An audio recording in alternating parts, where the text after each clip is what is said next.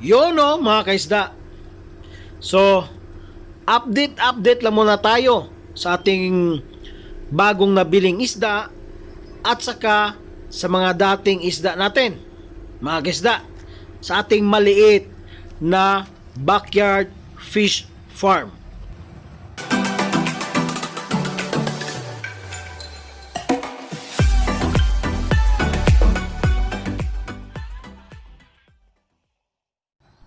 Good day mga kaisda.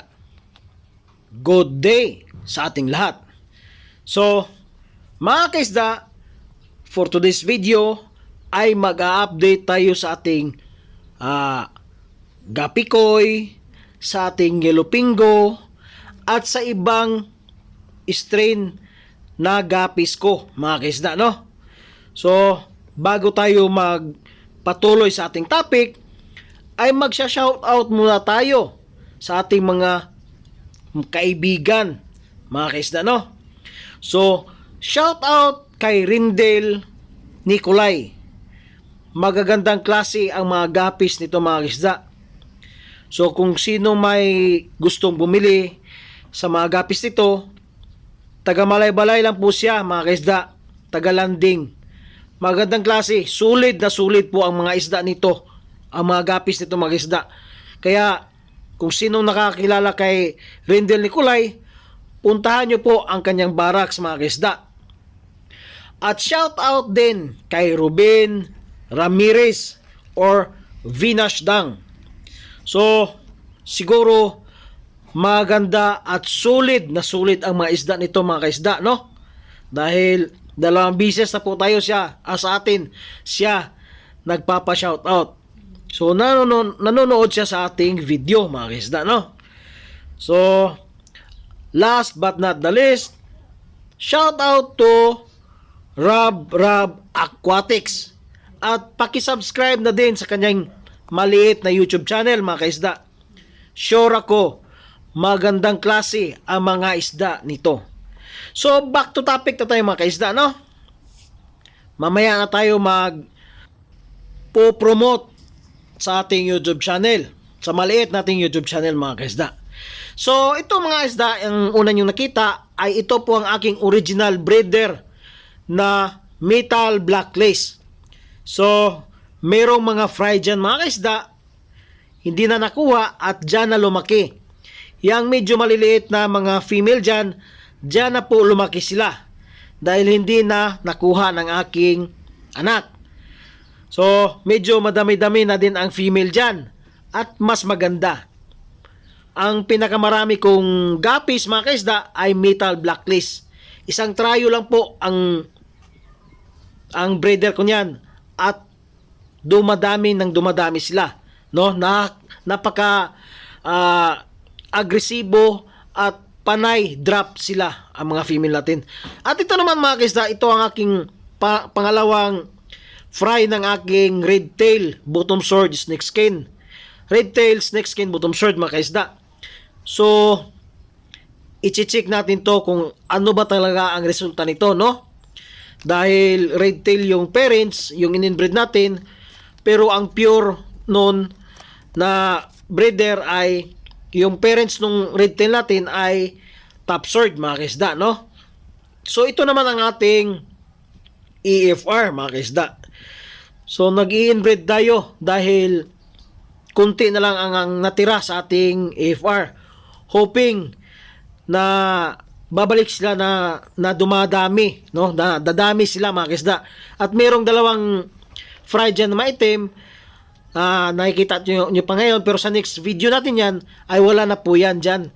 Pinakuha ko na po yan sa aking anak at nilipat natin sa isang mix na mga gapis doon sa reef tub.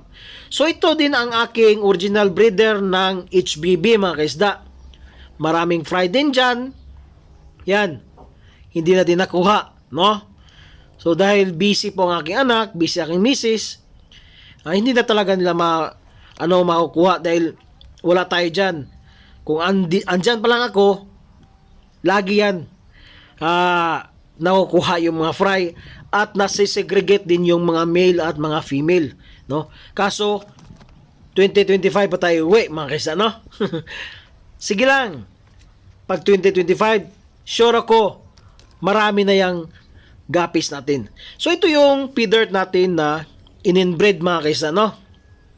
Hoping tayo na dadami sila. So, hindi masyado nating makikita dahil sa totoo lang po, yung anak ko ay may lagnat, no? Pinilit ko lang po yan siya na mag-video. Pasensya na po kayo, mga kaisda, no? Pinilit ko lang po yan siya mag-video para may content ako. So, inuna ko pa yung may content ko, no? Kaysa kalagayan ng aking anak. So, pasensya na kayo, mga kaisda, no? So, kaya ganyan lang. Hindi natin masyado makikita yung ating content, no? Ang ating dapat ipakita. So, ating fry dyan, ang ating joby dyan na feeder, mga kaisda, merong dalawang blue air dyan, mga kaisda, no? So, babantayan natin yan. Sana dadami sila, mga kaisda. So, yan. Nakikita nyo, no? Noong una, previous video, walang fry po dyan, mga kaisda. Dahil kinuha namin, doon namin nilagay sa ilalim ng rambutan. Yung una na pinakita ko. Kasi ito yun ang red tail toko, mga kaisda. Red tail, bottom sword, red tail to. So yan, merong fry na naman. Sana maganda yung kinalabasan, mga kaisda. Dahil ang unang batch nito, kasi tatlong klase po to sila, mga kaisda. Sa aquarium at saka sa dalawang trapan, mga kaisda. Yung in-inbreed ko na red tail bottom sword. So yung pinakauna talaga, lumabas po ang kulay ng buntot ng ama. Kulay yellow, mga kaisda, sa female. At saka sa may joby tayo na male. So may papakita ko yan sa inyo maya mga kaisda, no? So ito naman ang ating red tail metal red lace, mga kaisda. So ang ibang male dito ay nilipat ko na po sa ibang trapan. So halos dito ay fry joby na female. Pero merong mangilan-gilan na male. So makikita nyo naman yung kulay ng buntot. So siguro sa next video natin ay ipapakuha natin yan. Ipapalipat natin yan sa anak ko. Dahil sa ngayon ay may lagnat po nga. Sinabi ko na sa inyo, may lagnat pa, no? So pasensya na kayo sa pag-video na hindi masyadong makikita yung ating mga isda. Soon, siguro next video ay mapapakita natin ng husto. So ito po ang ating metal black lace. So yung metal black lace sa ating mga kaisda ay dalawang klase yung male. May papakita natin yan mamaya doon sa concrete pan, no, na video. Dalawang klase yung male natin. Yung isang male natin ay transparent po ang kanyang buntot at yung dorsal niya po ay may pattern, mga kaisda. Yan ang isang male. So siguro ay kaling na yun, mga kaisda, no? Pero may plano ako na padadamihin yun, mga kaisda, kasi maganda yung buntot. Transparent siya, mga kaisda. Transparent. Makikita niyan mamaya. Tapos pinakuha ko na sa anak ko at nilipat ko lahat ng ganong mga male na mga buntot. Blacklist pala yun. Kaya nga, metal blacklist. sorry. No? Metal blacklist pa yung sinabi ko. Ito na po ang aking metal Waikiki. High dorsal po to at napakagandang klase, mga kaisda. So, yung ibang male dyan ay nilipat ko na. Yang nakikita nyong male dyan ay bago po yan sila, mga kaisda. So, siguro, by next video, ay wala na yan dyan. Halos, female ang ilalagay natin dyan at mga fry. Dahil ang yung mga ibang male ay nalipat na, no? At ibibinta ko po ito sa halagang 150 per tryo. Pati yung metal blacklist ko at metal red lace ko. 150 per tryo. At merong bumili sa atin dyan na supplier ng aming ukay-ukay, mga kaisda. So mapera, mayaman, mga kaisda, no? Nahihiya ako. So nagbinta po ako sa kanya ng isang tryo ng metal blacklist at isang tryo ng metal red lace. So, ang bigay ko sa kanya ay 2 pairs, no? By strain. So, natuwa ako dahil bumili siya sa gapis ko at marami din siyang isdang mga goldfish at lagi na din siyang sumasali sa mga show, mga kaisda. So sabi ko, soon sir, pag-uwi ko, sasali tayo sa show. Sabi niya sa akin, bibigyan daw niya ako ng goldfish na oranda, no? So nakakatuwa dahil isa din yan sa mga paborito kong isda, yung goldfish. Dahil nung binata pa ako, yan po ang pinakamarami kong isda dati, no? So yan, pag mabigyan tayo, padadamihin natin yan. Dahil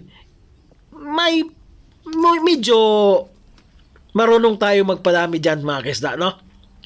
So yan po ang ating, ito sa nakikita nyo, yellow pingo natin, mga kaisda.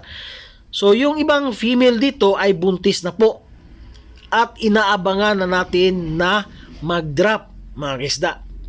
So nakakatuwa, sa halagang 100 per tryo, bumili tayo ng 3 tryo at may freebies tayo na 4, mga kaisda. So nakakatuwa, no? Kaya kung gusto nyong bumili ng mas mura, de kalidad na gapis, mat grade, maganda, maghanap kayo na maghanap. Dahil maraming mga gapi keepers na nagbibinta ng mura at magandang klase pa, mga kaisda. No? So ito yung sinabi ko sa inyo, mga kaisda, na isang klase, no? Yan. Yung buntot ng isa dyan, dahil may jubi na dyan, makikita nyo naman siguro yung isa, kulay yellow po. Bumalik po yung kulay niya sa original na breeder. Yung parents nito nila, mga kaisda. Bumalik po ang kulay niya. So sana meron tayong makakuha pa rin na ano na siya, bottom sword na yellow lace. Nakakatuwa din yan, no? Dahil isa din yan sa inaabangan ko. Yellow lace na bottom sword. Top sword meron na tayo, no? So pag mag bottom sword yun, mas mabuti, no? Meron tayong bagong strain na naman. So ito po ang ating top sword, mga kaisda, na fry. Makikita nyo sa original breeder niyan, meron na namang mga fry, mga kaisda. So marami tayong mga fry na hindi nakukuha, mga kaisda, sa mga original breeders natin na mga gapis, mga kaisda, no? So ito yung isang klase ko ng aking red tail bottom sword, mga kaisda. So ang unang fry nito ay yung female, yung buntot niya ay red. So tayo, kumbaga pili-pili na lang muna tayo, no? Kasi ito yung pinakauna ko. Ang pinakauna ding fry nito ay may red tail. So yung kanina na ipakita ko na bumalik yung kulay ng original na breeder, yung kumbaga yung lolo niya, yun ang pangalawa. Ang pangatlo, andun pa sa aquarium, buntis pa. Hanggang ngayon hindi pa nagda-drop, mga kaisda, no? So ito naman ang ating HBB, mga kaisda, no? Yan. So kung sino yung gustong bumili ng HBB, 2 digit lang po ang binta ko niyan. Pwede na 70 pesos. Kung magkatawaran pa, pwede 50 natin, 50, 60, mga kaisda. Walang problema yan sa akin. So kung meron kayo makikita mga dahon-dahon dyan, hindi po nakuha yan, no? Hindi pa nakuha. So sana soon makauwi ako. Malinis talaga yan lahat, no? Dahil hobby natin yan, mga kaisda. So yung anak ko lang ay napilitan. So, kaya kinuha na ng aking anak, no? So siguro masakit na sa paningin niya yung mga dahon-dahon na dyan. Kasi nasa ilalim tayo ng puno ng palkata at saka sa puno ng langka, mga kaisda. So ito naman ang aking mix na albino full red at saka flamingo. Hinayaan ko yan lang sila dyan na dumadami mga kaisda. No? Kung meron tayong makakitang potential dyan na bumalik siya sa pagka-IFR, mas maganda. No? Mga kaisda. So ito naman ang aking inbred na double sword mga kaisda. Double sword snakeskin red tail. Yan po ang kapatid nung mga bottom sword mga kaisda. So yan po ang ating tututukan, yung double sword. So ito naman yung pinakauna. Meron diyang malaki dyan na fry na red tail.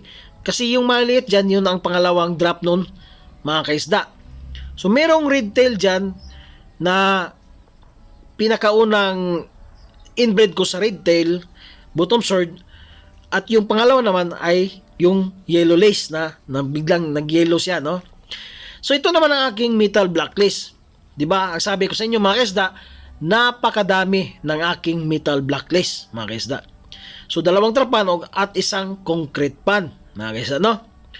So yan. Marami ding mga male diyan, pero yung transparent tail na male dyan ay kinuha na po natin. Pinakita natin yan kanina, yung sa baba, pero hindi ko na nasabi sa inyo mga kaisa, no? So mga kaisa, mag-stop muna tayo ha. Ipopromote ko muna ang aking YouTube channel. Kung hindi pa kayo nakasubscribe sa aking YouTube channel, mga kaisda, please subscribe to my YouTube channel, like, share, and comment down below. And don't forget to hit the notification bell para updated kayo sa aking mga bagong upload ng mga video. At kung gusto nyo po may shoutout, please comment down below mga kaisda. At kung gusto nyo po ma-feature ang barracks ninyo, please punta kayo sa description mga kaisda. Pinakahuli, andun po ang aking FB account mga kaisda. So back to topic na tayo. Ito po ang aking Metal YKC. Ito po ang original breeder ko mga kaisda. So, yan po, makikita nyo po mga kaisda. Merong mga fry din dyan. Hindi pa nakuha, no? Kaya, sobrang busy talaga. Pati yung anak ko, sa dami ng anak ng aking mga guppies train, hindi na talaga makuha ng aking anak. Dahil busy siya sa school.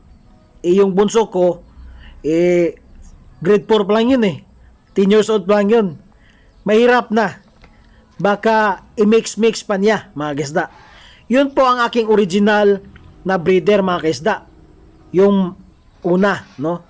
So, ito po ang aking male na mga YKC, mga kaisda. Yan po ang aking jubi. No? So, nakikita nyo naman yung original breeder. Same lang sa mga jubi niya, mga kaisda. Ang gaganda. Hindi po kayo magsisisi sa 150 ninyo, mga kaisda. Totoo yan. High dorsal, napakagandang klaseng metal YKC, mga kaisda.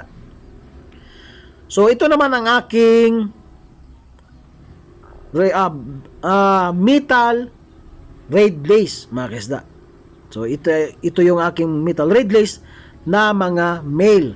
So ang male dito, kung hindi ako nakakamali, yung nilipat namin ay 5 or 6. So meron pa kaming ililipat dyan, mga kaisda, no? Na mga male. Kasi gusto ko masegregate yun, mga kaisda. Yan ang isa sa pangalawa kong pinakamarami kong guppies. So ito na naman. Dito na naman tayo, mga kaisda. Ito po ang aking yellow lace top sword. Nung previous video ay wala na pong fry yan, mga kaisda. Kung meron kayo nakitang fry, kunti lang. Pero ngayon, ang dami na naman, no? So tatanggalin natin yan. Soon, by next video ay wala na. So ito ang isa sa magandang ibalita ko sa inyo, mga kaisda. So hindi ako nagsisisi na bumili nito, mga kaisda, no? Dahil ilang days meron na tayong nakuhang fry mga kaisda. Kaso nga lang, agresibo din sila. Akala ko lang po ay mga albino lang po ang mga agresibo. Napaka-agresibo pala itong mga agapikoy.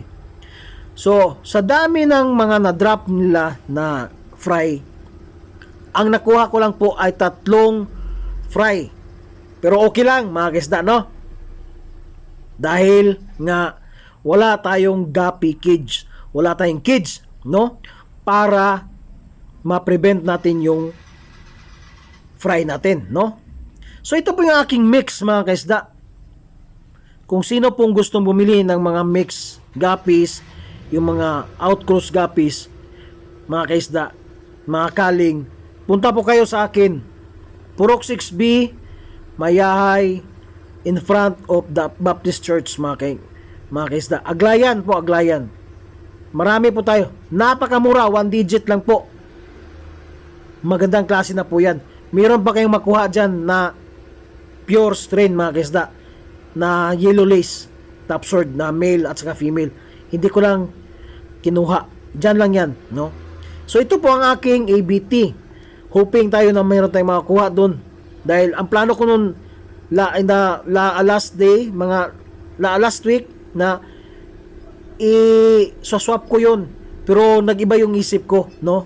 Hindi ko na na-swap. So ito yung isang red tail button sword ko na inaabangan, no, mga kaisda. Yun. At ito yung fry ng aking gapikoy. 3 lang po sila. So hindi pa masyadong makikita. Siguro mga 1 week na yan, makikita na yan, no? So ayan, makikita naman kunti, ayan, no, di ba? 3 lang po yan sila mga kaisda. So sayang, no? Ang dami sana, sabi ng asawa ko, ang dami. Kaso nga lang, hindi nakuha agad kasi akala nila nakagaya lang po sila ng yellow lace top sword na hinayaan lang at saka sa ibang gapi, no? Kaso nga lang, agresibo din pala sila, kumakain ng fry. Kaya kung sino yung merong mga gapikoy dyan, mas maganda ilipat nyo sa cage yung female kung magbubuntis yun, kung malapit na mag-drop, mga kaisda. So ito po yung sinabi ko sa inyo, mga kaisda, na black lace ko, metal black lace ko na isang klaseng male. Transparent po ang tail niyan, mga kaisda. High dorsal, naka-pattern po ang dorsal niyan, mga kaisda. So makikita nyo, di ba? Transparent po ang kanilang tail, mga kaisda. Napakadami nila, kaya kinuha natin. O nakikita nyo naman. So may plano ako dyan na ikakaling ba or padadamihin ko sila, mga kaisda, no? So ibang strain na din yun eh, di ba? Kaling strain. Ewan ko ba? Pero padadamihin ko yun, mga kaisda. Malay mo, no? Mayroong maghahanap ng ganon na klase na mga metal black lace. So ito po ang aking isang metal red lace, mga kaisda, no? Ito na po ang aking ginawang breeder. Madaming fry dyan, mga kaisda. Hindi nga nakuha. Pati yung sa kabila, yung sa metal black lace. Ang daming fry. Hindi na talaga nakukuha, no, mga kaisda. So yan lang po ang aking may share sa inyo, mga kaisda. Hoping na hindi kayo nagsasawa sa aking video, mga kaisda. At ako'y magbababay na sa inyo at magpapasalamat ng maraming salamat. Happy farming!